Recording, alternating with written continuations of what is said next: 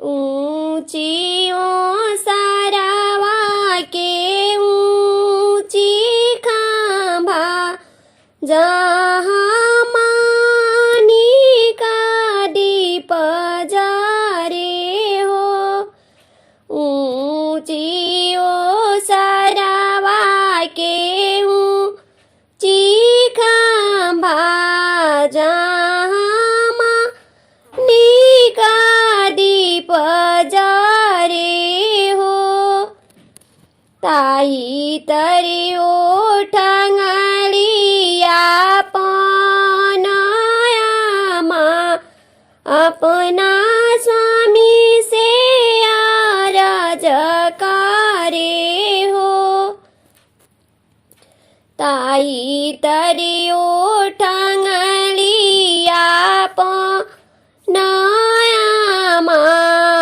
अपना स्वामी से आरज करे हो। सुनी नाए स्वामी पंडित ए सुनाही नाही जानी ले।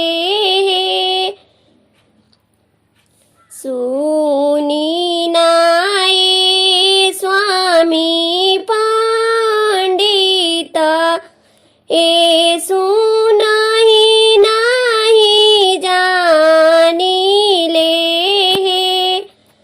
आठ बरिसवा केला हालनी भयो बरुआ काई घालिनु हे।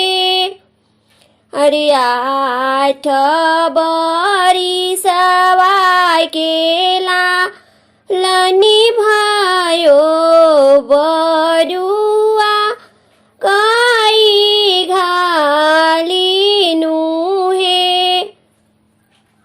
सुन नाए धनी सुलक्षणी ए सुनाही नाही पावहु हे। सुनाहु हे धनी सुलक्षणी ए सुनाही नाही पावहु हे। लक्षही धोती लक्ष्य पोतिया लक्ष ब्राह्मण भोजन हे। एतना समय तैया री कर बरुआ काई घालबी हे। ऊंची ओसारावा के ऊंची खांबा जहाँ मानी का दीप जारे। ताई तरी ओठांगलिया पन चाची अपना स्वामी से आरज करे। सुनी नाए स्वामी पंडित ए सुनाही नाही जानी ले।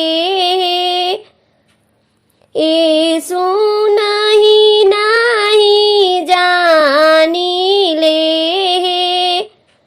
आठ बरिसवा केला लनी भयो बरुआ काई घालिनु हे।